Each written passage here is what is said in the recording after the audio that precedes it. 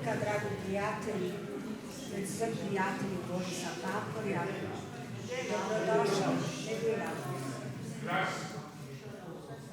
Ne, mikrofon bi moral delati, malo boljše. Zdaj pa delam. Povejte, če me vsi dobro slišite. Zdaj pa ja, v redu. Torej, še enkrat dober dan, buongiorno, dobrodošli na srečanju, ki ga že tretjič pripravljamo kot poklon Borisu Pahorju. Borisu Pahorju, ki je vrsto let tukaj med nami v Kopru, gotovo se boste spomnili, na nek način praznoval svoj rojstni dan. Rojstni dan je imel 26. v ponedeljek. Ponedeljek je bil malce nenavaden dan in smo se odločili, da bomo ta spominski večer pripravili nekaj dni kasneje. Boris Pahor se nikoli ni preveč sekiral, če je bilo vedno točno vse ob uri ali točno na isti dan.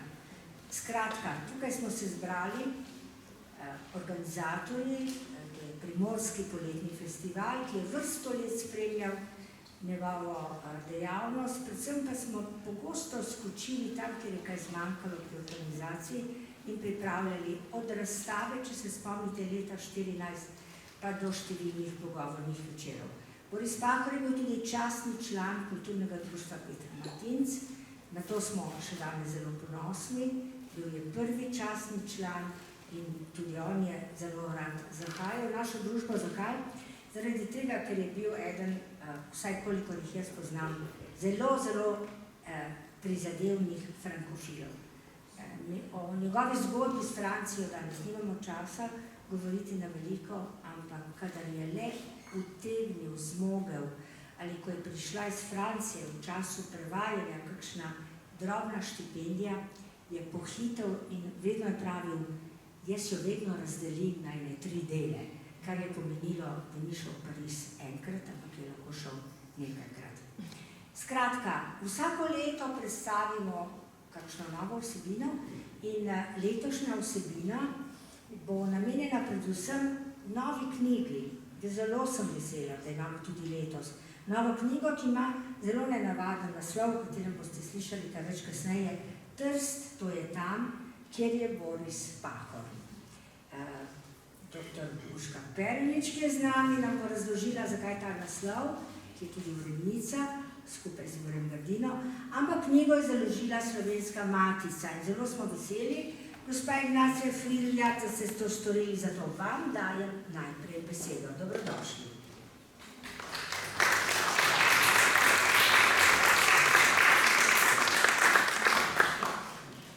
Hvala lepa najprej za besedo, spoštovane, spoštovani, prav lepo pozdravljeni. Težko je najti besede v kakšno neizmerno čast in tudi seveda v neizmeren ponos nam je ta dogodek. Prvič zato, ker se godi tu v Kopru, prostoru, ki živi svojo dvojezičnost, tako kot jo je živel Boris Pahor. Drugič zato, ker seveda predstavljamo knjigo o izjemnem človeku, ki je, kakor je govorila profesorica doktorica Urška Perenič, izrazito, jasno in glasno v vsakem trenutku, ne glede na posledice, znal reči ne. Ne 3 velikim totalitarizmom, ideologijam, ki uničujejo človeka in njegov ponos. In hkrati o človeku, ki je znal reči 3-krat veliki da 3 ejem. To so etos, eros in etnos. Etos je redkost v življenju pisateljev. To pomeni, da so to tisti pisatelji, ki živijo svojo misel in živijo svojo besedo. Drugo je bil neizmerni eros, ki ga je zaznamoval in po katerem je bil značilen vse življenje. To je ljubezen do življenja, volja do življenja, ki mora, to nam je vsak trenutek pričeval in dokazoval, premagati voljo do moči, ki hoče vladati temu svetu. In tretji etnos, izjemna njegova ljubezen do slovenstva. In prav na tej točki slovenstva smo seveda najbolj povezani. Slovensko matico je bil tu izjemno povezan, zato ker je bila slovenska matica tista, ki je pred 160 leti, 4. februarja, letos je praznovala ta rojstni dan, bila ustanovljena ravno zato, da bi, predstavljajte si, samo 100 let in pol nazaj, nismo imeli univerze v slovenskem jeziku, ne učbenikov, ne slovenskega znanstvenega jezika. Torej, matica je bila ustanovljena zato, da bi vse to v te kraje in te prostore, ki jih naseljuje slovenski živelj, prinesla slovenski jezik, knjigo, tudi slovensko znanstveno terminologijo, razvijala kulturo in znanost. Boris Pahor je bil naš ugledni član. Žal v tistih letih niso jasno vodili evidenc in seveda je Drago Jančar, ki je bil takrat tajnik urednik, rekel, da je bil pristopni član postal okrog leta 1983. Vendar je svojo prvo knjigo pri slovenski matici, to je zbirko kratkih zgodb na Sipini, izdal že 1960, potem pa je sledilo kar četrtletje dolgo obdobje, ko pri slovenski matici ni izdal nobenega dela. Ampak zato so bila 80., 90. leta, tudi še začetek 21. stoletja, neizmerno plodovita. Takrat je bil tajnik urednik Drago Jančar, ki je Borisu Pahorju dal besedo. In to je bil čas, ko seveda ni objavljal v slovenskem prostoru. Tako je potem leta 1984 išla prva knjiga, njegov roman, potem pa še številni drugi in danes je Boris Pahor tako rekoč tisti avtor pri slovenski matici, ki je prekosil po število izdanih del tudi njenega hišnega avtorja Ivana Cankarja. In naj se seveda na koncu neizmerno in iz srca zahvalim za današnji dogodek. Najprej profesorici, doktorici Urški Perenič za njeno raziskovalno delo. Sploh se ne zavedamo, kako zelo malo je raziskovalcev, ki, tako kot Boris Pahor, svoje delo, knjige, ki jih prebirajo, ne samo berejo, ampak jih znajo tudi iz srca živeti. Takšna je doktorica Urška Perenič. In seveda, ko je Slovenska matica bila soorganizatorica simpozija o Borisu Pahorju leto pred izidom te knjige, smo bili še toliko bolj veseli, da smo lahko knjigo v letu 2024 izdali, ko se je profesorica doktorica Urška Perenič soočala z zamrznitvijo projekta o Pahorjevi knjižni republiki. Slovenska matica je nemudoma rekla: Boris Pahor bo vedno njen ugledni član in Slovenska matica bo vedno njegov dom. In nemudoma smo izdali to knjigo in seveda tudi si pridružujemo vse pravice za izdajo teh besedil, ki so na njih številni raziskovalci zaupali. Ob tem seveda velja izjemna zahvala tudi dediču avtorskih pravic, sinu pokojnega akademika Borisa Pahorja, gospodu Adrianu Pahorju, ki nam vedno vse tako srčno dovoli. In seveda tudi iskrena zahvala današnji organizatorki in vodji pogovora, gospe Nevi Zajc, za katero vem, da bo spet priredila nepozaben večer. Tako da res iskrena hvala, če pa bo kdo želel knjigo, pa bomo lahko po dogodku tudi dobili. Hvala lepa. Hvala tudi vam.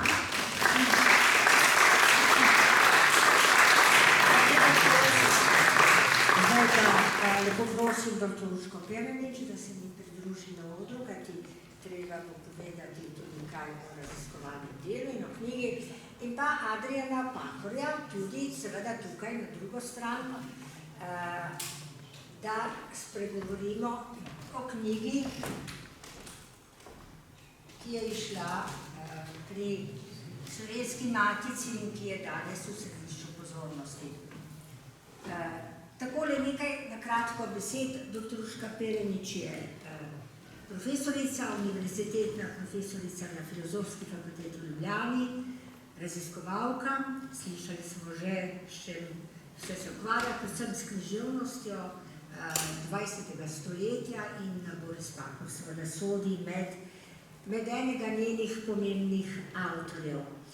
Publikacijo sta uredila skupaj z dr. Igorjem Grdino, ki je prav tako univerzitetni profesor na Filozofski fakulteti Univerze v Ljubljani, in v njej sodeluje seveda 12 avtorjev, med njimi je tudi v prvem razdelku sin Borisa Pahorja, Adrian, tukaj ob meni. Ampak mislim, da je prav, da Urška začnemo mogoče za uvod. Pri tebi z Urško sva kolegici in prijateljici in se tikava, zato ne bom spreminjala načina danes, gotovo bi se s tem strinjal tudi Boris Pahor. Zanima me, ne kako je prišel, vemo kako je prišel, najprej je simpozij, potem seveda je bilo še kup drugih okoliščin, ampak ena pomembna okoliščina je bilo tistih 6000 pisem, ki so se začela prebirati in ogledovati in ki so del zapuščine in ki jih danes hrani NUK v Ljubljani. Ta pot do te knjige ni bila lahka, ampak načrt pa je bil zelo jasen, ne? Ja, tako je. Mogoče bi samo dodala, da je knjiga seveda v neki meri povezana s simpozijem, jasno pa je, da je tekst, ki se napiše potem na koncu precej drugačen od tistega, ki ga predstavimo, tako da je torej deloma povezana s simpozijem, deloma pa seveda sestavljena povsem na novo. Ampak tisto, kar me je povrnilo k Borisu Pahorju, s katerim sem bila v stiku od leta 2004, in to je tudi moja korespondenca, ki ni v NUK-u in jo tja zagotovo zdaj ne bom dala, so bila pa pisma tista, ki so me nagovorila. Nagovorila zato, ker se mi je skozi neko drugo optiko začela kazati njegova književna republika, namreč izkazalo se je, da je bil Pahor zelo dialoški človek, kajti pismo je vendarle oblika besedila, ki je usmerjena na drugega. In ta ogromna količina pisem kaže, kako so se ljudje obračali nanj, in ob vsem se mi je postavilo tudi vprašanje, kje je našel toliko časa, da je vsem tem ljudem odgovarjal. In dejansko jim je. Ta komunikacija je morala biti tudi silno spoštljiva, kajti sicer se dopisovalci, mnogoštevilni, ne bi znova in znova obračali nanj. In ti dopisovalci so večinoma posamezniki, seveda imamo skozi leta tudi najrazličnejše ustanove, tako doma kot tujini, ampak tisto, kar bi izpostavila, je pa vendarle posameznik, ki se obrača na pisatelja in piše. In med njimi so zagotovo taki, ki so malo poznani, mladi, stari, tisti, ki so z njegovega področja, literarnega, kulturnega, vendar pa je ogromno tudi znanstvenikov, politikov, gospodarstvenikov, cerkvenih dostojanstvenikov, učiteljev in tako dalje in tako naprej. Skratka, to je tisto, kar me je nekako navdušilo, in ta velik del njegove zapuščine je zdaj tako rekoč urejen in to delo je v bistvenem upravljeno. Tisto, kar nas čaka v nadaljevanju, obdelavati. Še veliko dela, ja, ampak kasneje bomo pokazali zemljevid, ki je zelo zanimiv. Mogoče bi za začetek vprašala še to. Tukaj je 12 avtorjev, ki se tematsko ukvarjajo z različnimi področji, ki so pa vsa povezana. Ne samo to, nekaj je imen, ki se pojavljajo nepretrgoma, in prav gotovo ni nobena skrivnost, da je vsaj po moji oceni ob hitrem branju eno najpogostejših imen Edvard Kocberg. Njemu je kar nekaj ne razdelkov, ampak nekaj misli ali delo posameznih člankov posvečenih. Mogoče samo na kratko, Urška, samo katere tematike obravnava ta knjiga? Kot sem že prej povedala, je knjiga po eni strani nek pisan mozaik različnih prispevkov, po drugi strani se ti prispevki sestavljajo v enovito podobo, kajti vsi so pravzaprav afirmativni, naklonjeni Pahorju. Ampak nekako bi izpostavila 4 razdelke, torej spominski del, potem to razmerje Pahor-Kocbek. Morda bi še povedala, da je danes tu z nami Ravel Kodrič, ki je tudi avtor enega od prispevkov, prav v tem razdelku o Pahorju in Kocbeku. In Ravel Kodrič je bil tudi sopodpisnik, kot dijak na liceju Franceta Preširna, zoper zaplembo Odiseja ob Jamboru leta 1969. In morda bo, če bo čas, to razmerje on lahko še nekoliko osvetlil. Potem so tu prispevki, ki se lotevajo posameznih delov Pahorjevega jasno leposlovnega opusa, saj je bil pisatelj, in pa tisti, ki se dotikajo njegove pisemske republike. Morda bi izpostavila še prispevka, to pa zato, ker gre za tujca, pravzaprav prijatelja Slovencev, nemškega slovenista Petra Šerberja, ki se tudi ukvarja z motivom požiga Narodnega doma, nekako celotnem opusu Borisa Pahorja, in ga izpostavljam zato, ker je bil tudi Pahorjev ambasador, saj je v nemščino prevedel njegov roman Spopad s pomladjo in se vedno rad odzove in je bil silno vesel tega povabila, pa morda še Igorja Škamperleta, ki je tako rekoč someščan Pahorjev iz mesta v Zalivu, no in potem so seveda tudi dognanja iz njegove pisemske republike. Rekla si, da se začenja spominsko, verjetno je najdragocenejše spominsko gradivo tisto, ki ga hrani družina, ki ga hrani sin. Adrian Pahor ima v tem prvem delu, govori o veliki predanosti življenju in ustvarjanju Borisa Pahorja. Prispevek ste naslovili Neusahljiva očetova želja pobiti. Adrian, kako je? Vi se zlasti osredotočite na zadnje obdobje, ko je Boris Pahor vztrajal pri nekaterih razmislekih in pri nekaterih vprašanjih in pogovorih. Povejte me, katera vprašanja si je Boris Pahor postavljal v tem obdobju, ki ga opisujete, ker zlasti o zadnjem najbolj govorite? Jaz sem malo presenečen nad vprašanjem, ker je zanimivo, ampak istočasno zapleteno. Namreč, če se zamisli na to zadnje obdobje, je bilo nekaj takih vidnih sprememb v njegovem odnosu do stvarstva, do eskatološkega vprašanja. Jaz sem zaznaval nekatere spremembe, njegov osebni zdravnik je tudi recimo po neki strani nekoliko humanist, je rekel, da je še vedno v tej svoji trdni liniji prepričanju neomajno. Ampak recimo, da se je začel nedavno spraševati o tem, kaj ga čaka onkraj oziroma onstran tega stvarstva. Tako da je tudi z mano, oziroma tudi z nekaterimi filozofi in filozofinjami, ki se ga redno obiskovali, načel to vprašanje in bil glede tega zelo zainteresiran, tudi brskal v to svojo notranjost, veliko bral, dokaj je še mogel, predvsem filozofija in si skušal ustvariti neko idejo o tem. Ampak je bil trdno prepričan, da ga po smrti nekaj čaka.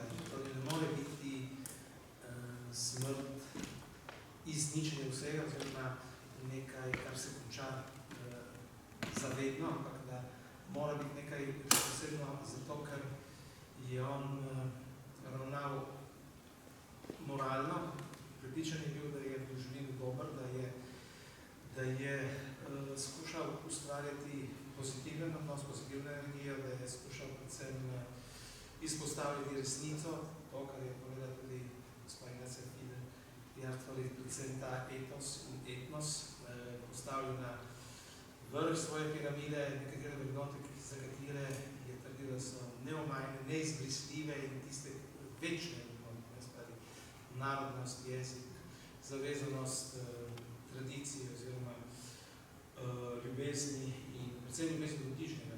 Tudi to, tudi v tem nas je presenečil, ker je sam živel skromno in trdil, da bi morala družba nekako poskrbeti za nekakšno uravnilovko oziroma za takšen družbeni sistem ali politično leto, kakšno je Švedska, oziroma Norveška, ki skuša blažiti ta izrazit kapitalizem na eni strani in kopičenje kapitala strani najbogatejših in pa recimo revščine na drugi strani. Tako da, ja, recimo, da je bil...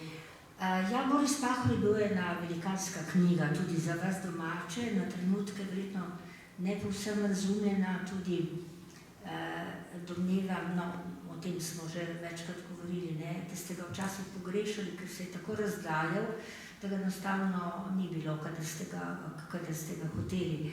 Ampak zanima me, gotovo so bile stvari, pri katerih je vztrajal, govorimo o spominih in o tem, kako močni so bili vtisi, ki jih je puščal sproti. Seveda, vtisi in spomini se zdaj prečiščujejo, ne. Kaj je bilo tisto, kar je bilo najbolj pomembno, če se spomnite zdaj, pri čemer je vaš oče vztrajal in kar je hotel vcepiti svojim otrokom, družini, kar je nazadnje počel tudi pri drugih. Ne vem, kaj vas je, mora biti, če pogledate za nazaj, najbolj impresioniralo? On je bil prepričan socialdemokrat, kot ste že prej rekli, je bil v tem neomajen. Pravzaprav morda je bil med vojno in takoj po njej to zelo prepričan, potem je verjetno te politične ideje nekoliko omilil, ampak recimo poudarjal je tudi sam, da je ta velika razlika med njim in Kozbekom, da je Kozbek izrazito krščansko usmerjen, medtem ko on ne. Zakaj ne, smo že večkrat poudarili. Skratka, njegov politični nazor je bil odkar ga jaz spomnim govoriti o mizi, o politiki do konca življenja neomajen. On je bil prepričan, da razmišlja pravilno in da bo zgodovina prej slej dala njemu prav, da ga bo potrdila v tej njegovi ideji, da je razmišljal tudi glede vprašanja medov vsebovanja, da je njegova linija bila edina pravilna. Torej, glede tega on ni popuščal, tako zelo je bil prepričan v ta svoj prav, da se je proti koncu celo oddaljil od enega izmed največjih prijateljev, ki je svoje stališče, svoje mnenje celo radikaliziral, potem ko je moče v bistvu ostalo nekje pri tistih prepričanjih, ki jih je imel že prej. Tako da preseneča me in prav ta njegova zavezanost neki politični ideji, pri kateri je vztrajal do konca življenja in seveda zopet pri poudarjanju pomena jezika, jezikovni mati, torej večkrat je citiral celo Jacquesa Chiraca, francoskega predsednika, ki ga je on zelo cenil prav zaradi izjave v trenutku, ko se je Evropa povezovala in se je zdelo, da bodo večji narodi fagocitirali ali celo povzročili izginotje manjših. In tudi mi, Francozi, je pravo oče citiral Chiraca, bomo sicer vidno, ki je nastopali v Evropi kot pomemben, oziroma eden izmed narodov, ki je ustvarjal Evropsko unijo, ampak bomo še vedno ostali Francozi, tudi že bomo Evropejci. Dajmo se učiti prav te ideje Chiracove, da bomo tudi mi Slovenci, če bomo nekega dela Evropske unije, ostali v svojem bisku Slovenci. To je zelo problem. Kljub temu, da je bil zelo proevropski in odprt in itak je do konca potoval, se selil, spoznaval in tako naprej. Tukaj je bil sicer narodnostno zelo trdno za svojimi zidovi, hkrati pa izjemno odprt, ne, do Evrope. Dobro, potem pa se bomo vrnili k pismom. 6000 jih je, ne, Urška, a imamo zemljevid mogoče, da vidimo odkot. Zanimivo je to, da so ta pisma prišla v Narodno univerzitetno knjižnico pravzaprav še zadnje leto ali kakšno leto več pred smrtjo, ker so jih počasi zbirali, Boris Pahor jih je počasi predajal, niso to tako naenkrat, da ima vse. Spominjam se, ker sva se pogovarjali o tem, da bi mogoče malo pomagali pakirati, sem rekla, zakaj pakirati? Nisem si predstavljala, da je tega toliko. To je ne vem koliko dolžinskih metrov. Skratka, zdaj so tam in o njih seveda razen Borisa Pahorja, ki jih je prebral enkrat, večkrat, pravzaprav nihče ni vedel, ste vi kaj, niste vedeli ste vedeli, vam je kdaj prebiral pisma ali je omenjal pisma, kak posamična verjetno? Zdaj, ko je Urška objavila to korespondenco, recimo 3/4 teh, ki jih obcitira, za te nismo vedeli. Smo vedeli za nekatere, s katerimi se je stalno dopisoval. Bil je zelo nagnjen k temu, da nekaj napiše, ker to, da napiše, to tudi ostane in je vzdrževal stalno korespondenco z nekaterimi in tudi kjerkoli je bil, je rad pisal ali dopisnice ali razglednice, tudi tega je ogromno. Tudi določena, mislim, veliko časa je potreboval za to, ker je napisal pismo ali razglednico in to, da je napisal, da je dal gor znamko, da je poslal. Recimo, vi si ne morate predstavljati, koliko je teh, ki mi je pošiljal razglednice oziroma dopisnice ali pismo vseh krajev koncev, katerih je. Tako da, vemo zagotovo, da se je dopisoval z Pavlovskom, Žanjevo, Žapli, z raznimi intelektualci onkraj oceana, tudi z političnimi nasprotniki. So bili ljudje, ki so želeli prispevati svoje finančne sredstva za to, da bi zaliv še naprej tako plodno izhajal. Ampak je zavrnil finančne sredstva tistih, ki jih ideološko, politično ni sprejemno. No, še zmeraj smo pri pismih. Ja, spomnim se. Razglednic je pisal, tu in tam smo se znašli skupaj v kakšno situacijo v Parizu ali kaj takega, vedno najprej domov, potem pa so prišli na vrsto po spisku. Ne vem, kako je ta spisek nastajal, ampak razglednice so seveda romale. Drugo, česar se pa jaz osebno spomnim, je pa, ko je dobil kakšno francosko korespondenco, potem, ko je že slabše videl, je ponavadi prosil, da mu preberem.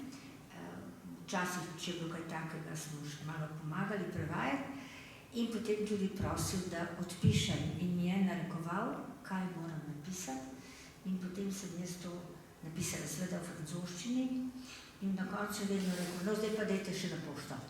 In tako je potem korespondenca šla z menoj in je potem sem jo običajno dala na pošto ali tukaj ali tako da, ja, prav imate. Ta postopek je bil kar dolg in temeljit, izjemno temeljito se je tega loteval. Tukaj, Urška, imamo zemljevid, mogoče velja ob tem kakšna povedati? Ja, bom pokazala 2 zemljevida, to je res ozek izbor tega, kar delam.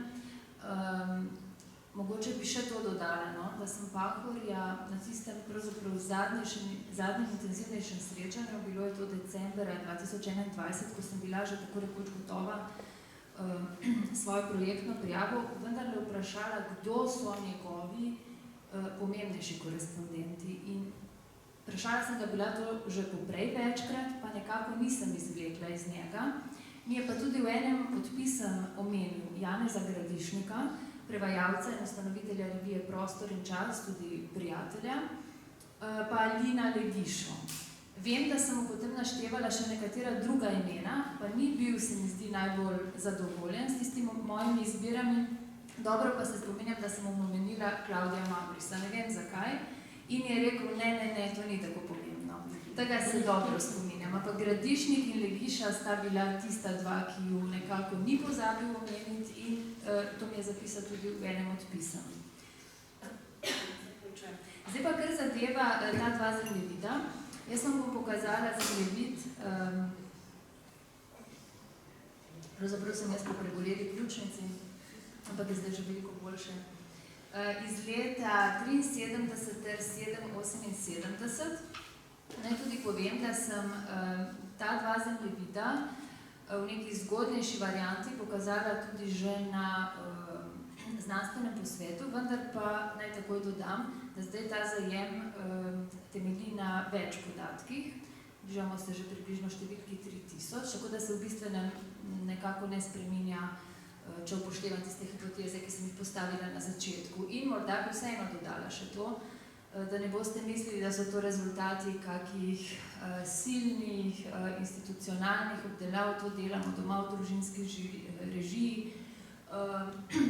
Obdelujem te podatke, ker sem tako zainteresirala tudi najboljše družinske člane in je to silno podporo kot računalniško relativno nepismenemu človeku, ki pa nekako ve, kaj hoče, da je potem končni izdelek.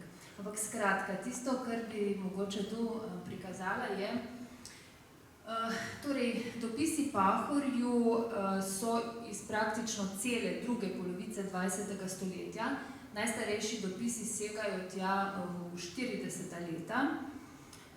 Ohranjeni so tudi dopisi, ko je bil Pahor tako rekoč na odisejadi v Afriki, Boljak ob Gardskem jezeru, pa potem ta Trnova pot skozi taborišča in pa sanatorij v vzhodnem predmestju Pariza. Tudi to je ohranjeno, sicer ne v celoti, pa vendar neki gradivski drobci. Potem pa se ta pisemska komunikacija nekako najbolj začne zgoščati oziroma intenzivirati v 70. letih, ko je on v bistvu že uveljavljen pisatelj. In pri tem je zanimivo, da še na začetku 70. let so ti dopisi v glavnem iz Evrope. Tu gre zagotovo izpostaviti tudi Francijo, čeprav pride ta v ospredje nekoliko pozneje. To pa prikazuje drugi zemljevid, ampak to je seveda zdaj zelo na hitro rečeno, če bo koga zanimalo, lahko še pojasnim. Pa se zgodi nek svojevrsten preboj v letih 78 in pa potem po letu 2000, ko je v bistvu Pahor že širše pripoznan. In sicer se zgodi ta preboj v svet, kar je silno zanimivo, kajti leta 1975 se Pahorju na nek način zaprejo vrata v Matico, merim to na znameniti intervju, Pahor Kocbek, hkrati pa se mu vrata na široko odpirajo v svet. Kar zadeva knjigo, sem se jaz posebej osredotočila, to je omenjal pred deloma tudi pisateljev sin Adrian, na Slovence po svetu, zato ker se mi je skozi preučevanje začelo kazati, kako je dejansko Pahor združeval Slovence širom sveta, ne samo širom Evrope, ampak širom sveta s to svojo idejo in kako se je skozi ta pisma, ki so vedno neko zrcalo, ki nam kaže Pahorja. V pismih se nam Pahor kaže kot v zrcalu, torej skozi oči drugega, kako se je uresničevala ideja zedinjene Slovenije. Ti Slovenci, ki so bili raztepeni po svetu, so bolj manj poznani, prebirali njegov zaliv, torej zaliva niso razširjali samo v Matici skrivoma, ampak tudi je imel naročnike po svetu. Kakor je prej povedal sin, so tudi pošiljali prispevke in ja, Pahor je to zavračal. Dobro se spomnim, kako je zavrnil ček Vinka Levska, se mi zdi, ki mu je poslal pač to za namen, torej da porabi pri zalivu in je to seveda zavrnil. In mogoče samo, če smem en kratek ekskurs, prej smo govorili o Pahorjevih nejih, tisti trikratni ne, trevolte no, je on znal reči ne marsikdaj tudi v pismih. Imamo eno tako lepo, zanimivo skupino pisem, ki se nam izlušči, ko imamo pregled nad vsemi, na katera si je zapisoval tak zelo jasen, odločen ne, in sicer na roko, običajno je torej napisal ne, ga počrtal in napravil klicaj. In morda bi tu izpostavila skupino dopisov, ki so mu jih pošiljale različne politične stranke, ne bom jih zdaj naštevala, na razne shode, kjer bi imel govor, potem na kakšne ustanovne iniciativne odbore in Pahor si je tam zapisal ne.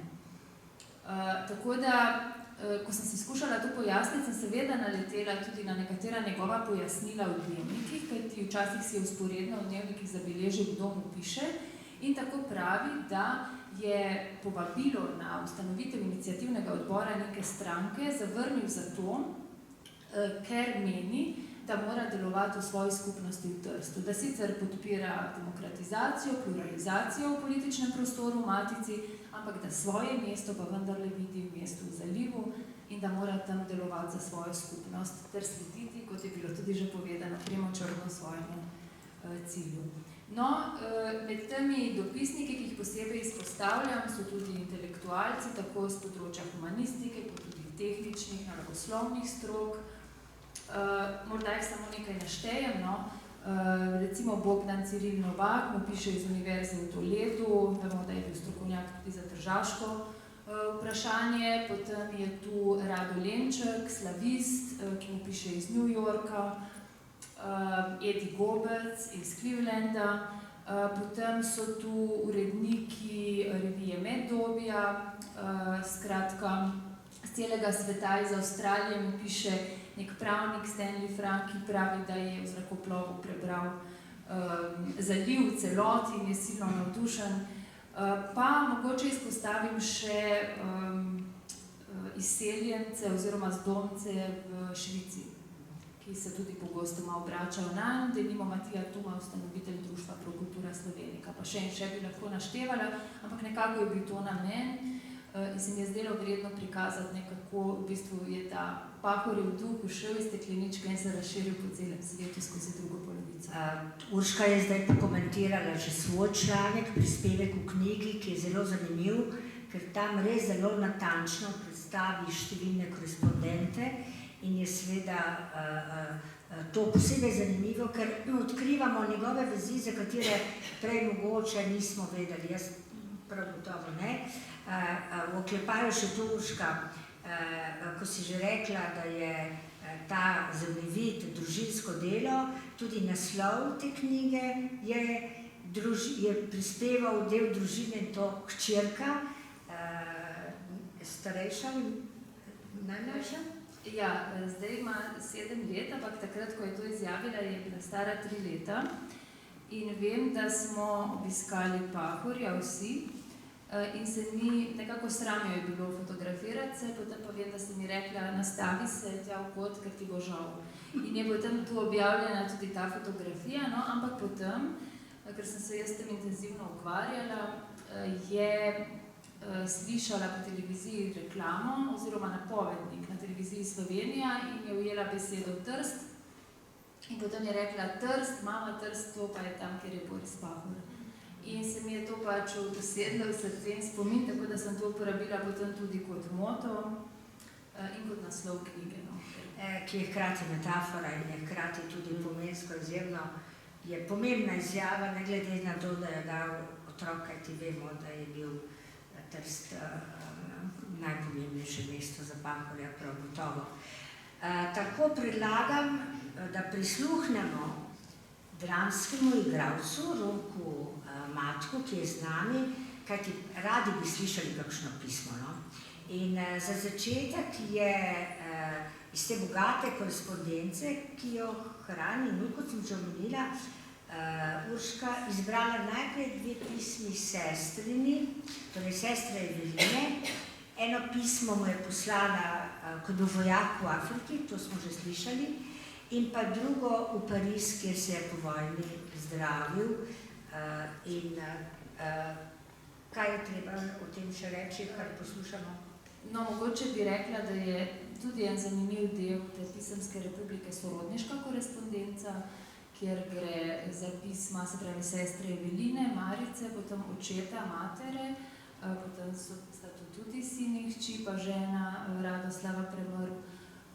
In mene se je silno pač dotaknila in me zainteresirala ta korespondenca. Vem, da me je Adrian tudi spraševal, zakaj. Morda zlasti zato, ker skozi dopise Eveline spremljamo Pahorja na tej, kot sem prej rekla, odisejadi, od izstopa iz semenišča do odhoda na afriški pesek in tako dalje, ne, pa do konca vojne. Hkrati pa sem se v bistvu v preučevanju te korespondence, objavila sem potem tudi v Zvonu Celjske Mohorjeve družbe in prispevek, zavedla tistega, kar sem bila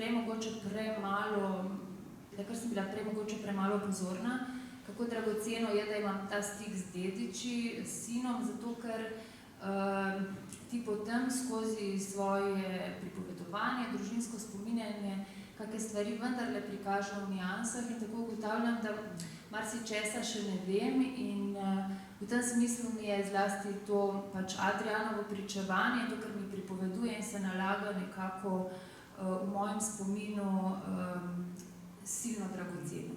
Tako, besedo ima Rok Matek.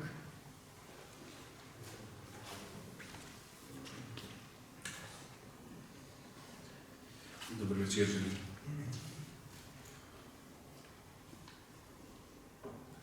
Al soldato Boris Pahor, Bengazi, 23. decembra 1940. Dragi moj vojskujoči se bratec, dolgo že nam nisi pisal, da že kar skrbimo, kje se nahajaš. Malica ti je pisala dopisnico, a nagajiva kraška burja jo je odnesla v morje. Če ne naleti na kako mino, pričakujejo na afriški obali. Vsi znanci povprašujejo po tebi in te lepo pozdravljajo. Med njimi tudi Vinko. Sedaj je vojak v Sarajevu, dela oficirsko šolo. Pri nas je prav huda zima, skoraj vsaki dan 5 stopinj pod ničlo. Prazniki so tu, delamo potice, jaslice in drevesce. Le Borisa ne bo, da bi počastil moje pečenje. Prav bilo tega veselja ti želimo vse dni, posebno tvoja Evelina. V Trstu 30.10.1945. Dragi Boris, danes sem prejela tvoje pismo 4/8. Dolgo je rajžalo, kaj ne? Doma pa smo dobili te dni eno tvoje pisano 22/9. Najlepša hvala za vse in vse, kar nam pišeš. To nam je vse premalo. Mi bi radi tebe domov. Če te kmalu ne bo, pa se prikažem kar sama v Parizu, da vidim, kako se ljubkujete po ulicah, kar mimo grede. To pa mora biti rušno. Takim doživljajem se privaditi ne more biti zelo neprijetno. Pa seveda le mimo grede. Mislim pa, da bo prav, da ti razložim iskreno, kako je doma in kako vpliva tvoja bolezen na nas vse. Vedno smo pričakovali v vseh tvojih pismih, da nam poveš, kaj o tebi samem. Kako je s tvojim zdravjem in boleznijo. Poznam te, da nočeš nam delati skrbi, a vedi, da tvoj molk nas še bolj vznemirja. Zvedeli smo in to po čudnem naključju, da si prestal un proceso pulmonare. Kaj ti je bilo, ne vemo natančno. Le da ti je trpljenje v Nemčiji zadalo bolezen. Da bi se vrnil zdrav, to bi bilo nemogoče. Le da si nam ostal živ. Ti se že pozdraviš, o tem ne dvomim. Ko bi le Marica imela tvojo voljo. Zato pa te lepo prosim, če ti tvoje zdravstveno stanje dopušča, pridi domov. Te bomo že mi nadalje zdravili. Le ta negotovost, da mogoče si tako težko bolan, da ne moreš na pot na smuči. Na vsak način piši vsaj meni odkrito. Kaj imaš, kakšno je mnenje zdravnikov? Moj položaj doma je zelo težak. Celi dan moram tolažiti. Odkar je papa zvedel o tvoji bolezni, je začel hirati. Najbrž bo moral na operacijo, zelo izhujšal. Mama pa te cele noči čaka na oknu. Boji se, da boš zvonil na cesti, pa da te ne bo slišala. Z Marico ne gre dobro. Oprosti, če ti pišem preveč objektivno, mislim, da je bolje tako, da mi ne bo pozneje kdo kaj očital.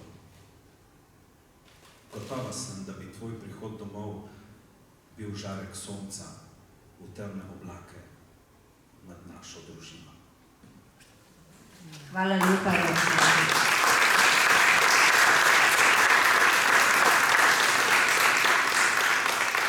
Boris Pahor je imel zelo rad mlade in kadarkoli smo se pogovarjali o tem, komu je bolj naklonjen, kadar mora govoriti o svojem življenju, je rekel, če so mladi, raje govorim. Spomnite se njegove turneje po Italiji, v kateri je neštetokrat govoril, koliko mladim je imel priložnost po tisti znameniti gostovanju pri Fabiju Facu, ko je potem prebredal skoraj v Škoren.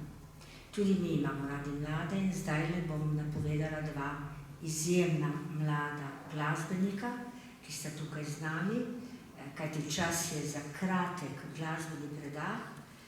Doma ste iz Izole, čeprav nista čista Izolana, in to sta Elizaveta Iljenko in njen brat Andrej Iljenko. Prosim, ali prideta? Elizaveta in Andrej.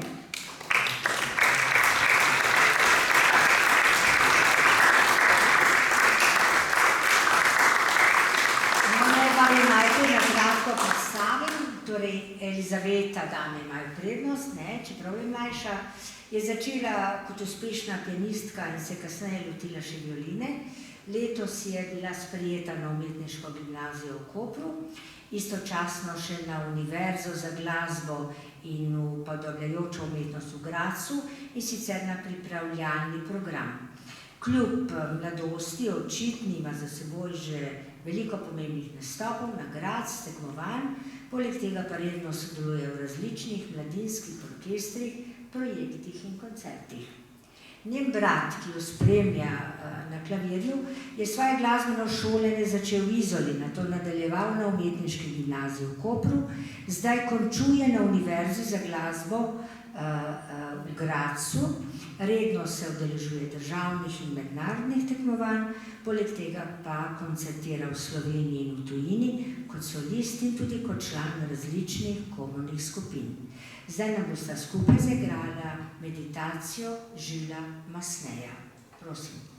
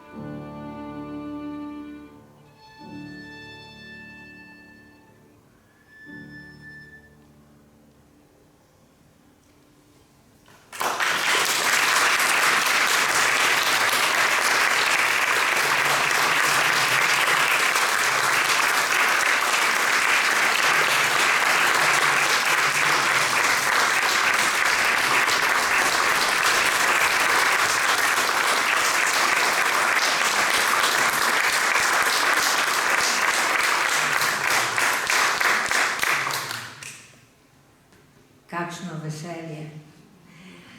Takole, Adrian, nekaj ste želeli pokomentirati ob tem pismu, hoteli ste povedati nekaj o Marici, ja? Videl si, da je mlajša sestra umirala za tuberkulozo ključno in je bila čisto na koncu zelo ne ostanilo brezupno in je hotela pripričati očeta, da bi vsaj zaradi tega, če ne zaradi drugega, prišel domov, da bi stal ob strani. Kar je kasneje tudi storil. Takole, ja, en sam mikrofon imamo. Skratka, še 2 pismi imamo, ki bi vam jih radi prebrali, oziroma ki jih bo prebral Rok Matek. In sicer gre za eno, ki ga je napisal Janez Gradišnik, in drugo, ki ga je napisal Viktor Blažič. Verjetno je treba tudi tukaj čisto na kratko pokomentirati. Predvsem me zanima, zakaj je Urška izbrala ti 2 pismi. Preden pokomentiram, bi rada še izrekla zahvalo pridnim popisovalcem pisem, namreč za temi zemljevidi je delo pridnih rok in tu moram obvezno omeniti sourednika, profesorja Igorja Grdino, ki sicer ni profesor na filozofski, je pa bil tudi moj profesor, ampak sicer zelo dejaven zgodovinar in literarni zgodovinar. Obvezno moram omeniti Barbaro Jesenovec ter Terezo Bernik, Nežo Kočnik in pa Emo Trpin. Tako da tudi njim gre ta zahvala. Drugo pismo, oziroma 3. po vrsti, ki ga bomo slišali, je izpod peresa Janeza Gradišnika, tudi prijatelja Borisa Pahorja. Katerokoli njegovo pismo mi je dovolil prebrati sin Branko Gradišnik. Izbrala sem pismo iz leta 1969, poslano iz Pariza. Gradišnik piše Pahorju, pravzaprav vas prestrašen, ker je dobil povabilo na zaslišanje zaradi posedovanja in razširjanja brošure Odisej ob Jamboru. Pismo je polno začudenja, kako je mogoče, da je vabilo na zaslišanje dobil kot posameznik, torej ne kot ustanova. Takšna povabila na zaslišanja so dobivale ustanove. V pismu se sklicuje tudi na tiskovni zakon, ki mu ga je posredoval Rado Bordon, še en dopisnik Borisa Pahorja, o zagroženi kazni za tak prestopek. Zaključuje nekako s prošnjo Borisu Pahorju, naj vendarle pridobi dovoljenje za razširjanje tiska. Slišali bomo pa odlomek iz pisma in tudi si nekako približali duh tistega časa.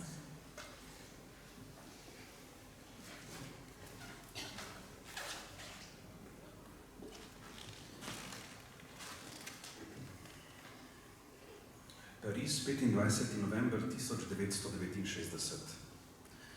Dragi Boris, dolgo je že tega, kar si mi pisal in poslal svoj prevod in koroški govor. Slednjega sem dal Kocbeku, vendar bodo na njegov predlog vsi skupaj šli v dialogih, ki so se menda močno potegovali zanj. Potem sem imel toliko opravkov pred odhodom, ki se mi je že tako močno zavlekal, da bi ti pisal šele zadnje dni, ko ne bi prišlo vmes nekaj, kar me je nagnilo, da sem pisanje preložil na današnji dan. Razlog boš takoj slišal. V soboto sem namreč dobil z notranje uprave od referenda za javni red in mir vabilo, naj se v ponedeljek 24. od 7. do 14. ure zglasim pri njem. S seboj pa naj prinesem vabilo in Pahorjevo knjigo Odisej ob Jamboru. Lahko si misliš, kako sem bil presenečen. Premišljal sem, odkot je moglo to priti, in sem začel iskati pač tam, kjer je bilo verjetno, da se bo kaj izvedelo. In tako sem v ponedeljek, ko sem imel čez glavo vsega drugega, imel sem rezerviran ležalnik v vlaku v 15:05, brskal in zvedel naslednje. Takšna vabila so dobivale tudi razne ustanove, recimo Akademija SAZU, pa Mladinska knjiga, upravnik brez imena, tudi ni te funkcije. Besedilo kot pri meni, pozabil sem že navedbo, zaradi tujega tiska.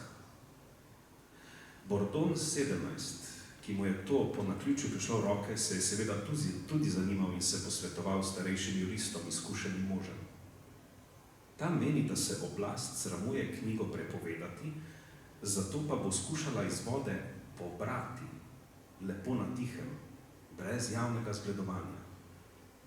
Ali mislijo tudi kaj ukrepati proti širiteljem, ne vemo.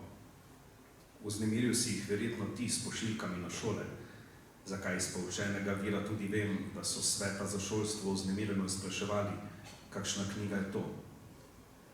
Bordon je bil tudi tako ljubezniv, da mi je naredil fotokopija zakona o tisku in zdaj vem natanko, kar sem vedel prej le približno. Da bi moralo biti za širjenje Odiseja, kot tudi Zaliva, izdano posebno dovoljenje. Kdor širi tak tisk brez dovoljenja, naredi prekršek, ki se kaznuje z globo do 1000 nasih dinarjev ali do 30 dni zapora. Lepo. Ker nisem vedel, odkot so oblasti prišle ravno name, poleg ustanov, in katera nit jih je pripeljala. Možnosti je več, kaj njena, čeprav tudi ne tako dosti. In ker tudi nisem mogel vedeti, kakšne namene ima oblast, se mi je zdelo seveda veliko pametnejše, da se ne odzovem, čeprav je bil Bordon drugačnih misli in je svetoval naj grem. In potem, da naj bi vsaj telefoniral tja, češ da odhajam in odtegnem. Po premisleku pa sem spoznal, da bi se jim tudi s telefonom dal v roke. In sem rajši napisal pisemče, čez da sem vabilo dobil prepozno, da bi se lahko odzval. Odhajam pa neodložljivo za 3 do 4 tedne v Pariz. V resnici ne bom več kot kakšen dan čez 3 tedne. Pa zakaj bi me takoj čakali po vrnitvi? In da se bom s knjigo oglasil po vrnitvi. Da imam en izvod s posvetilom, ne bom tajil. Ali priznam, da sem kaj širil, je odvisno od tega, ali tam kaj vedo, ali so sprožili strel na slepo. Morda prebirajo tvojo in mojo korespondenco, vso, ne le med seboj, čisto mogoče. Zato sem čakal s tem pismom, ki jim ne bo prišlo v roke, če jim ga ti ne odneseš. Morda se bo to razjasnilo do moje vrnitve, vsaj ti boš verjetno kaj izvedel. Zato kot nedržavljana upam, ta zakon ne velja, vsi drugi pa smo delali prekrške. Bordon je zatrdil, da bo, če ga pokličejo, pa ga še niso, priznal, da si jim pustil ti nekaj izvodov in da jih je razdal nekaj ljudem, katerih imen se ne spominja več. Da je dobil 5 izvodov od mene, misli zamolčati. Lahko pa to vedo iz najnih pisem. Sicer, da misli sploh zanikovani. No, morda ga sploh ne bodo klicali. Lahko, da tudi zame vedo bolj potem, ker nadzirajo, kam zahajaš v Ljubljani. Edi se je, kakor vidiš, vsem sitnostim lepo izmuznil, ker je vse izvode obesil meni. Sicer je ta parija, da ti moram pisariti vse to, ker pa imajo proti nam to orožje v rokah, se je le treba pripraviti. Janez. To je bilo torej pismo Janeza Gradišnika. Lučka, zdaj imamo pa še eno, ki je pa novejšega datuma. To je pa bilo pismo, ki ga je Viktor Blažič napisal v avgustu leta 2009. Pojasnila mogoče še o tem. Ja, tu mi je pa prijazno odstopila njegova hčerka in žena. Viktor Blažič je tudi že poprej sodeloval s Pahorjem, pisal je namreč za Zaliv in skupaj s Francem Miklavčičem, sodnikom, sta bila tudi obsojena zaradi objav v Zalivu. Pismo je zadnje Blažičevo pismo Pahorju, ki pa me je nagovorilo zato, ker v njem Blažič med drugim približa dejstvo, kako pravzaprav še dan današnji v 21. stoletju živimo na nekih okruških zgodovine, če hočete, bivšega sistema. Na kaj točno je meril, boste razbrali iz vsebine pisma. Bil pa je Blažič sicer kar dejaven, tudi po pripovedovanju Borisa Pahorja, pri pripravi intervjuja s Kocbekom, vendar ga je Pahor takrat na nek način kot mlajšega skušal zaščititi in so ga držali bolj v ozadju. In bilo je to pismo napisano konec avgusta 2009 in ko sem ga prebirala, sem se spomnila, govori nam reč o vabilu, ki je vabilu na praznovanje rojstnega dne in ob zidu zbranega dela, ki je šlo pri Cankarjevi založbi, in takrat so naredili tako veliko prireditev v Cankarjevem domu. Spomnim se, da sem bila na tej prireditvi tudi jaz in da sem celo, spomin se kar vrača, takrat celo za televizijo Slovenije imela direkten vklop, kar bi že čudež, ker se to redko zgodi. Ja, in me je strašno skrbelo, kako bo Boris na kratko kaj povedal, ne? Ker on je na kratko težko kaj povedal, ampak je bilo tako, kot da bi bila neka inspiracija, ki je prišla na en odhod, je bilo idealno, 3 minute, cel večer so potem vsi uredniki, ki so zakrivili to zadevo, potem sem dobivala sporočila, da je vse ok, da ni bilo. Skratka, to pismo je povezano prav s tem dogodkom, ki se ga verjetno tudi še kdo od vas spomni. Rok, izvoli.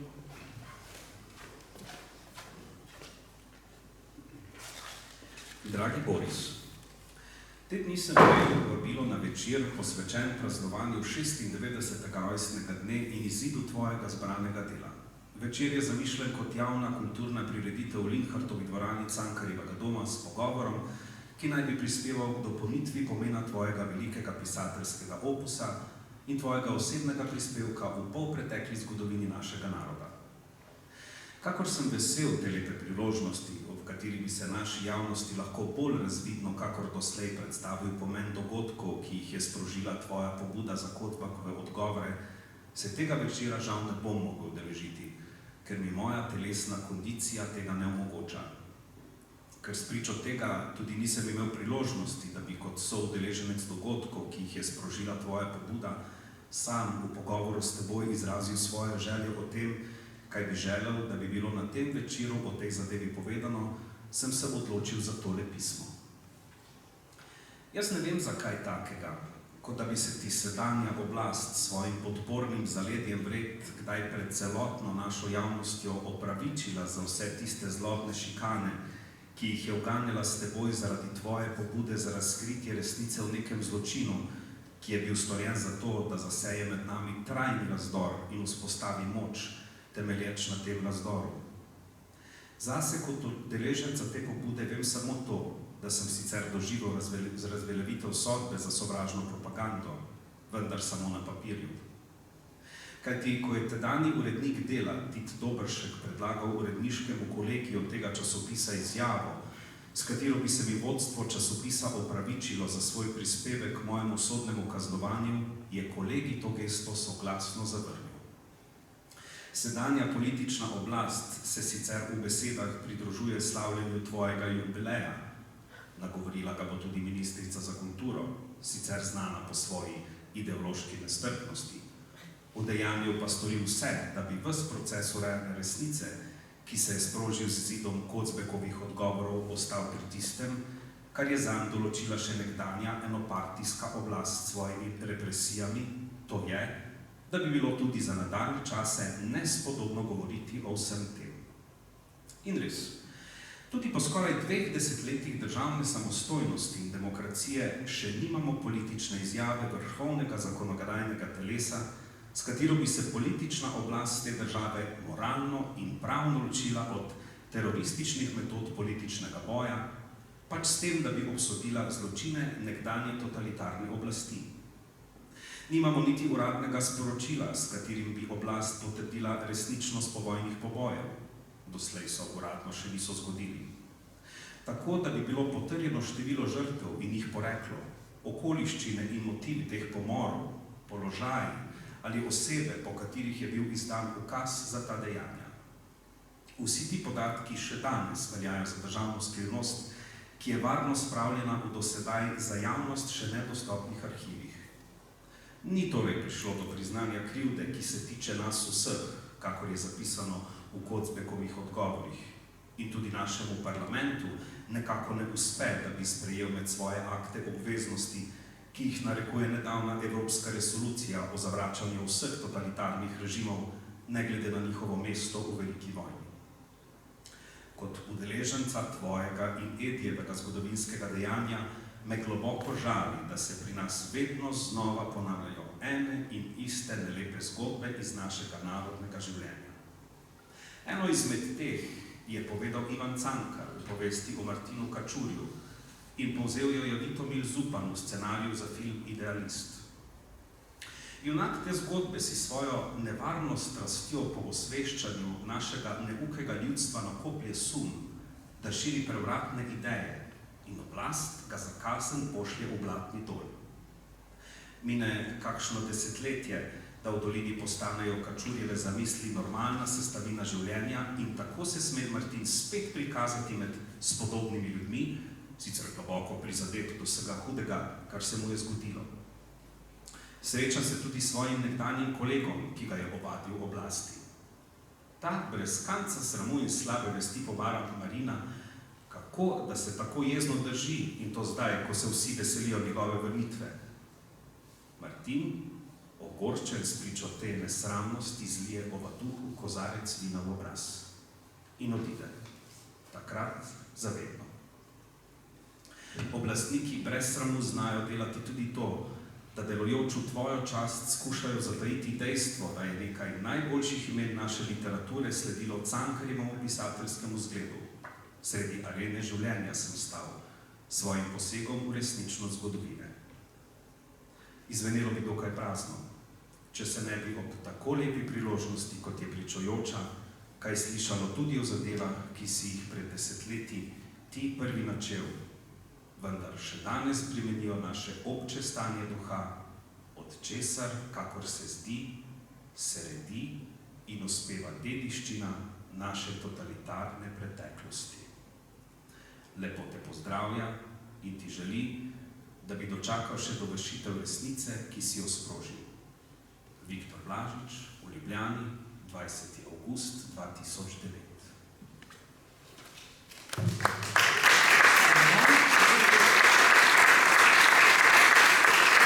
Poslušali smo 4 pisma, pisanje je ogromno, ko smo slišali, zato samo še eno vprašanje, Urška.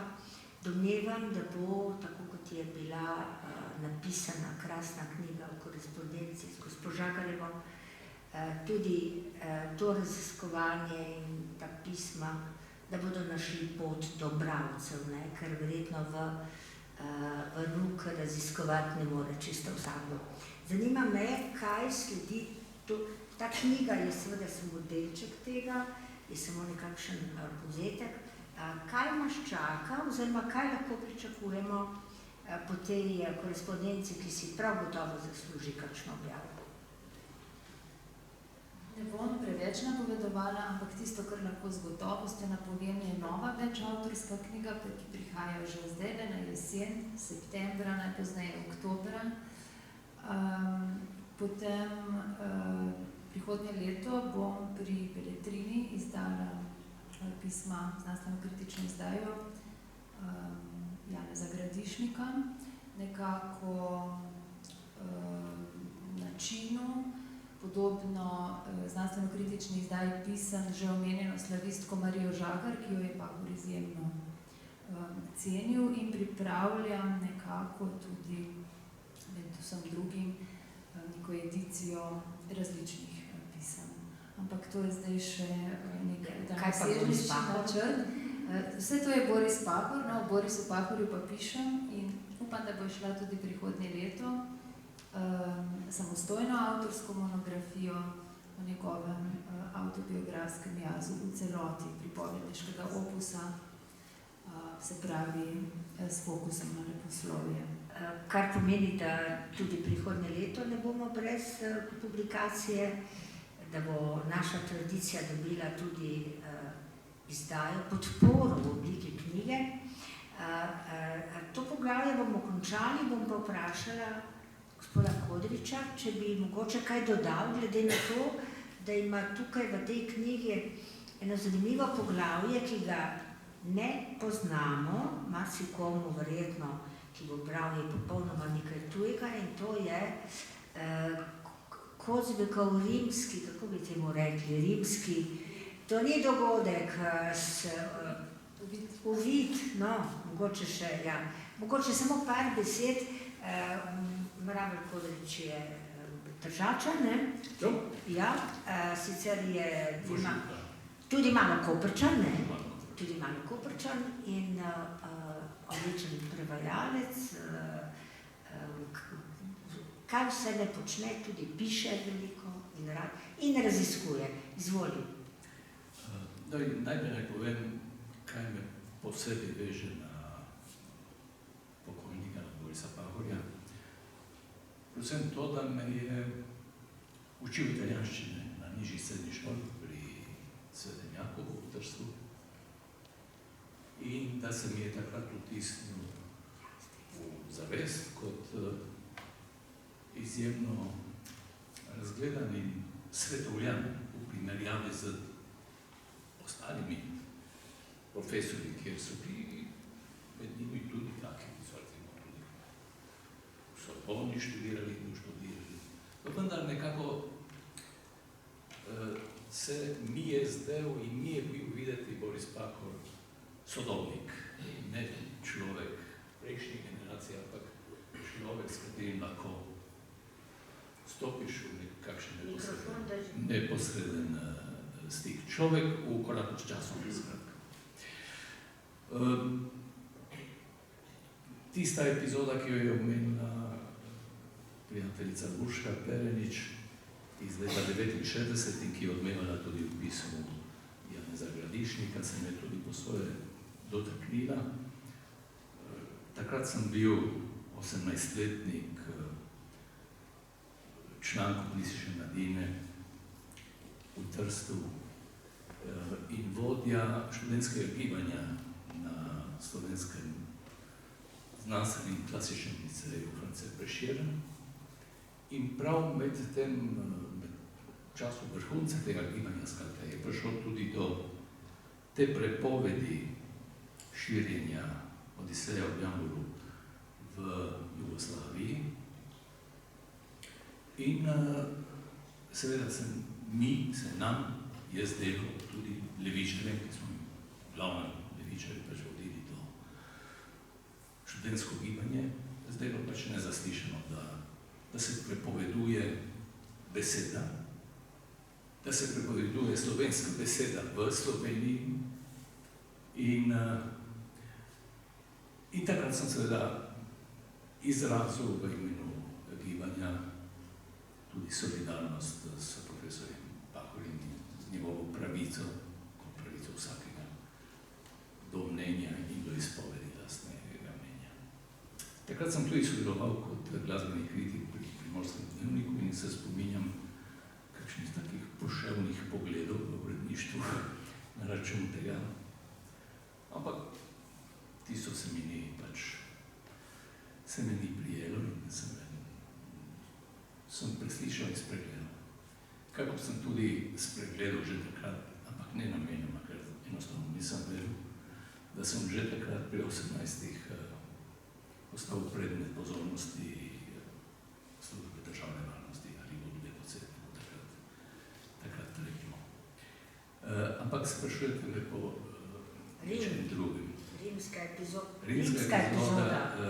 Ja, sama stvar na sebi ni neznana, obravnavali so jo že drugi zgodovinarji, strokovni poklicni zgodovinarji. Sem pa jaz na osnovi branja spominov vdove Franka Rodana, to je bil katoliški komunist, vodja katoliških komunistov v rezistenci v okupiranem Rimu, odkril, da je takrat, ko je šel Edvard Kotbek, sicer brez uradnega pooblastila oziroma mandata vendarle v imenu Tita in vrha narodnoosvobodilnega boja v Rim poizvedovati, kakšna so stališča Vatikana oziroma papeža do narodnoosvobodilne borbe. Tisti obisk je bil le deloma posrečen, pravzaprav po svoje celo nesrečen, ker je takrat Edvard Kozbek tudi hudo zbolel.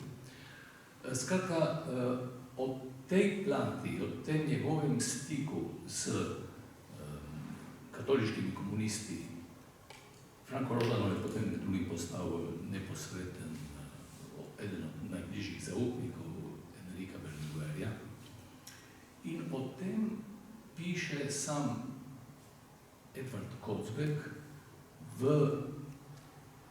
enem prvih pisem, ki jih je pisal prijateljem nekdanjim krščanskim socialistom, prav po izbruhu afere z intervjujem z Edvardom Kozbekom leta 1975. In o tem spletu sem takrat napisal en prispevek za Goriški Novi list, ne Novi list, ja, Novi glas, Novi glas je bil že takrat, ja, Novi glas. In tisti prispevek je Boris Pahor zaznal, prebral z zanimanjem in o tem tudi spregovoril priznavalno od mene, no, v intervjuju, ki ga dal prijatelju Petru Kovačiču Peršinu.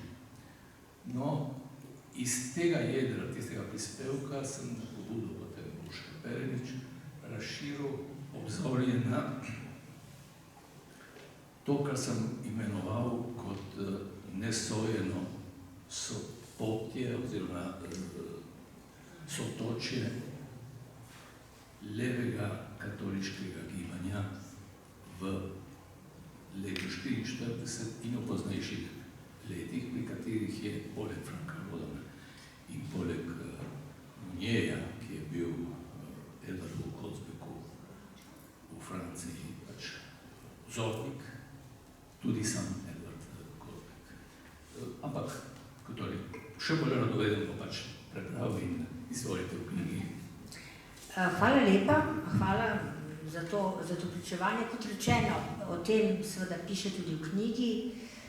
Torej, knjiga bo na voljo tudi danes, če bo kdo želel. Urednica jih je prinesla nekaj seboj, drži. Preden končamo, pa bi rada dala besedo še eni Tržačanki, lahko rečem Tržačanki, in to je Ksenija Majevski, ki je, ne vem koliko dobro vemo, da obstaja na Proseku knjižnica Borisa Pahorja.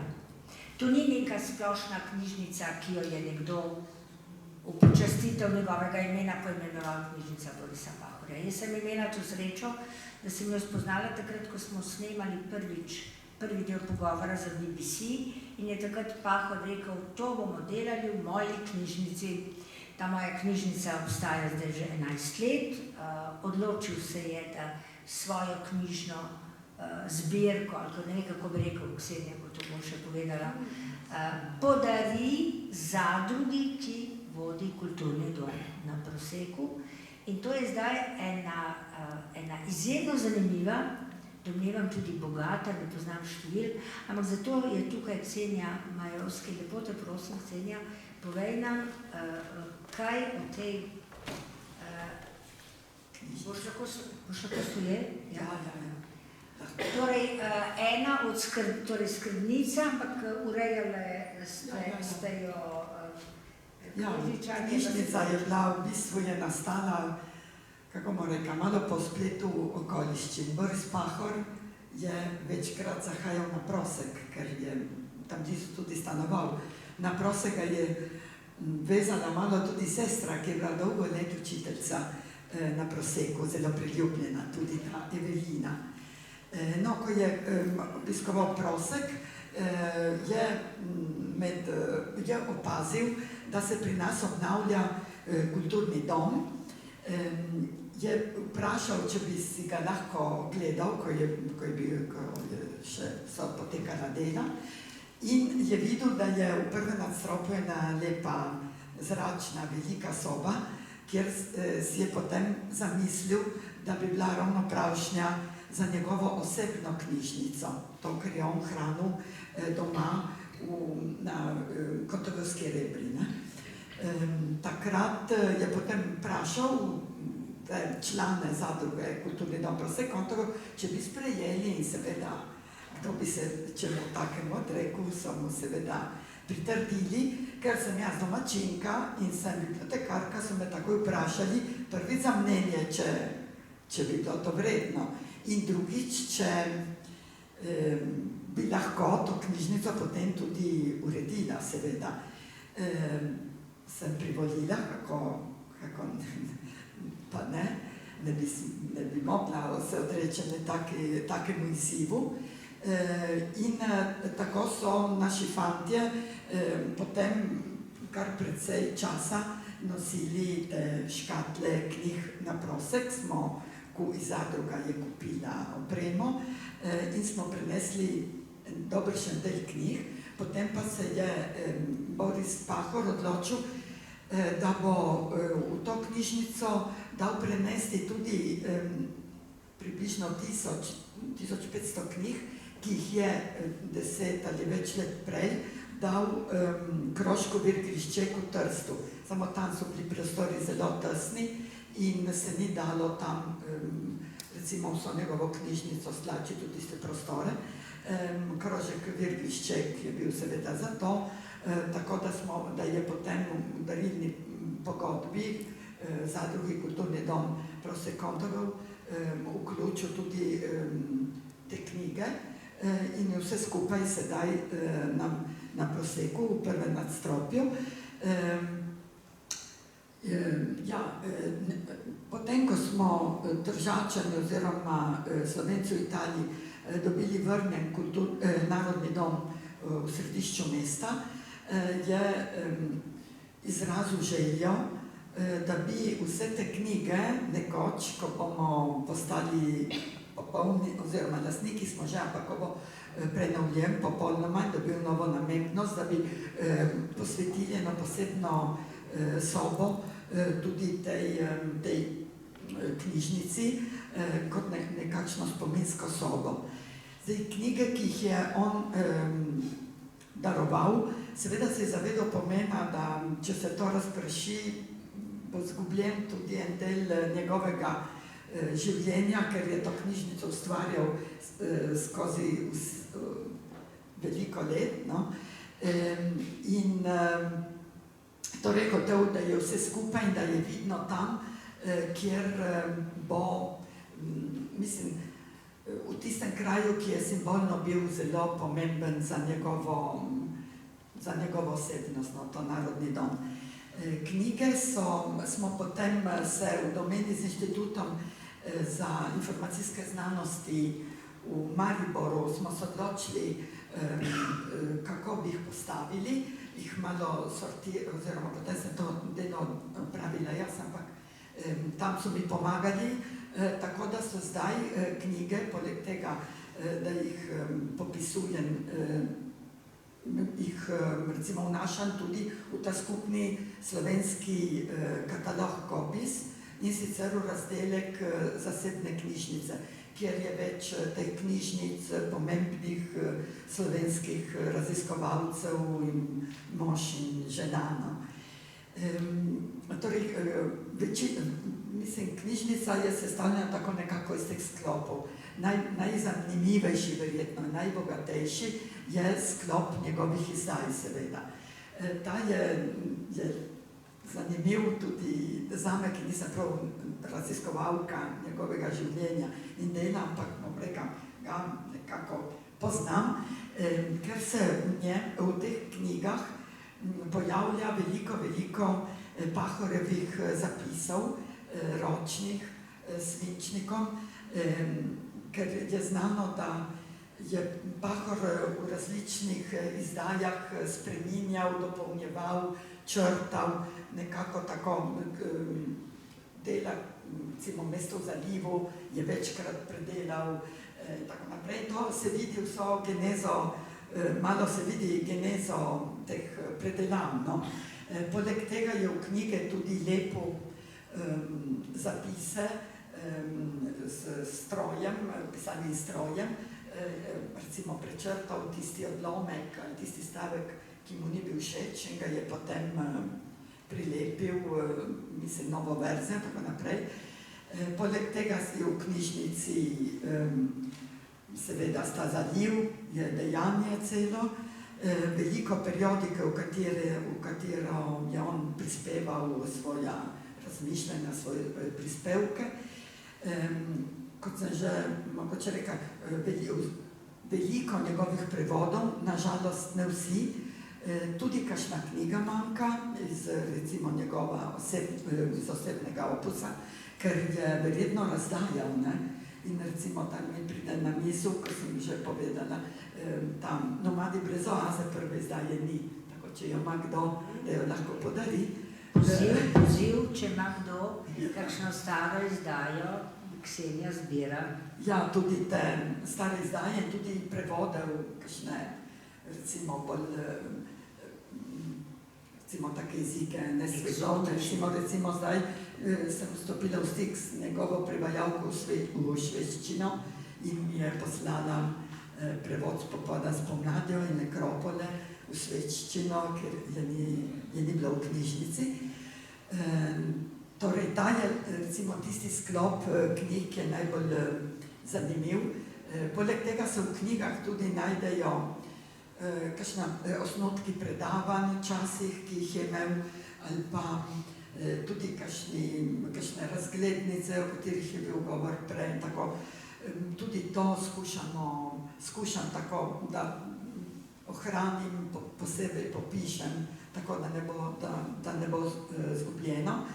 Potem je tu sklop knjig, ki jih je on sam zbiral, potem knjige, ki so mu jih poklanjali različni, recimo, pisatelji in tudi, bom rekla, družbeni delavci.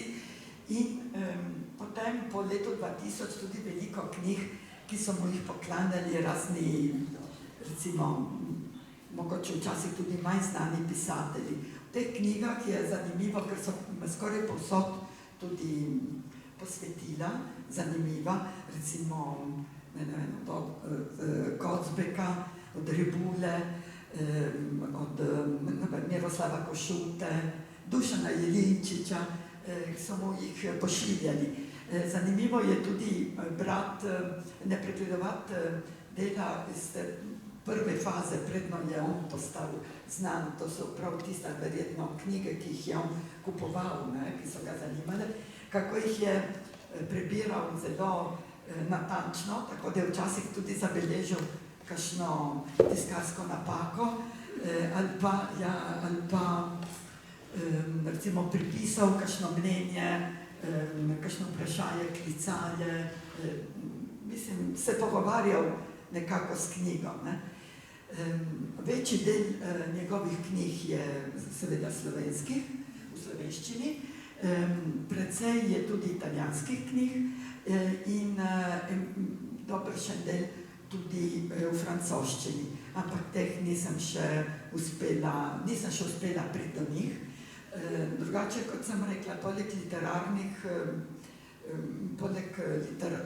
literarnih recimo vsebin je precej tudi zgodovinskih, recimo zgodovinskih, družboslovnih, tako recimo knjig o narodnostnem vprašanju, ki ga je vedno zanimalo in tako naprej, knjig iz umetnosti in tudi nekaj recimo etnoloških in tako. To so prav tiste recimo jedro, potem so to, kar so mu podarjali, kot sem prej povedala, ko je postal znan, to so, mislim, spadajo, ker imajo pač posvetila in to, ampak niso tako zanimive za razumevanje tega, kar je Borisu Pahorju najbolj bilo pri srcu ležalo.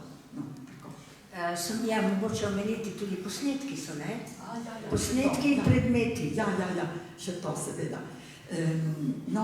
Med to veliko maso knjig smo našli tudi veliko posnetkov, bodisi zvočnih kot video posnetkov, in sem se obrnila do doktorice Urške Perenič, ki se je prijazno ponudila, da bi vse to digitalizirali, ker so na takih nosilcih, ki so danes že šipki, se jih ne več da prebirati. In zdaj smo prav tudi s pomočjo komplotov. Ja, ženska. Ja, zdaj se že pogovarjamo, kako bomo digitalizirali. Mimogrede se je ponudila Neva Zajc, da bo lahko priskočilo na pomoč, upamo tudi uredniško koprske televizije in radija, da bi vse to potem tudi presneli, da bi ostalo. V knjižnici je tudi nekaj predmetov Borisa Pahorja, in sicer pisalna miza, pisalni stroj, močala, šal, njegov površnik, tisto, kar je nosil zadnje leta zelo pogosto. V knjižnico, ko smo odprli knjižnico, je tudi v njej on sprejemal obiske. Dokler je lahko še hodil po stopnicah, je vedno sprejemal obiske v tej knjižnici in predvsem, kot smo že preomenili, predvsem mu je bilo pri srcu, da so prihajali mladi, predvsem Italijani, in so tam poslušali, mislim, njegovo pričevanje in njegovo misel. Sprejemal je tudi razne novinarje, kot je povedala Neva, tudi pri snemanju dokumentarcev. Zapustil je knjižnici tudi precej svojih fotografij, tudi družinskih, je želel tudi, da družinske fotografije obesimo na steno, in tudi nekaj slik naših slikarjev, sten pa je premalo in zato jih nismo uspeli obesiti. Upamo, da bo v Narodnem domu, ko bo prišlo do selitve, malo več prostora. In tudi, kar je tudi pomembno, vsa njegova priznanja, oziroma ne prav čisto vsa, ampak mislim, da velika večina, od Prešernove nagrade do legije časti, do priznanja Boris Pahor, državljan Evrope, in veliko tudi manjših in večjih priznanj, nekaj si jih je seveda obdržala družina, ampak velika večina, mislim, da je ostala v knjižnici. Samo še na kratko vprašanje, ali se to knjižnico da videti, je treba se naročiti in kdo ima vstop v to knjižnico, ki ni še povsem urejena? Ne, urejam sproti počasi, mislim, ni tako enostavno dela, ker vseeno moraš malo pogledati in zapisati tudi, kaj je notri v knjigi, ne samo, da je tista knjiga, ampak kaj je bilo. Tudi, če je ena razglednica, jo sicer vzamem ven, ampak posebej popišem, da je v knjigi razglednica in tako naprej,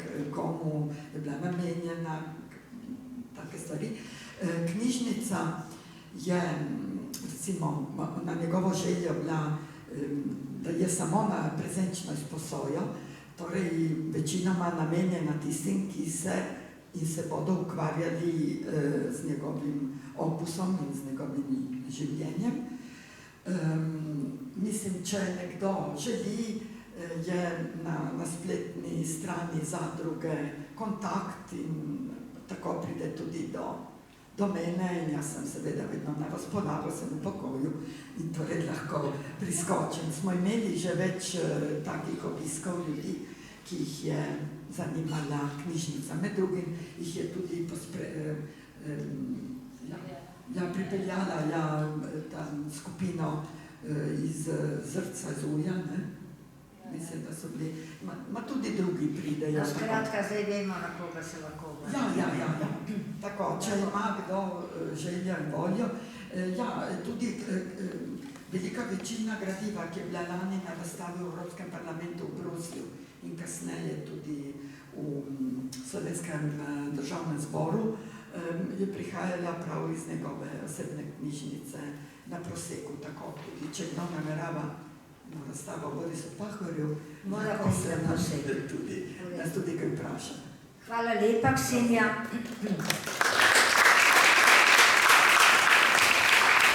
Malo sem pogledala na uro, mislim, da smo že dobro izkoristili današnji čas. Kakšna stvar pa lahko ostane tudi še odprto vprašanje ali neraziskovana stvar in tako naprej, tako da bomo večer sklenili tukaj ne čisto brez končnega blagozvenečega Chopina, ki nam ga bo zdaj v obliki nokturna zaigral Andrej. Ja, tukaj je. No, poslovili se bomo z Chopinovim nokturnom in Andrej Iljenko bo naše sklepno dejanje. Prosim.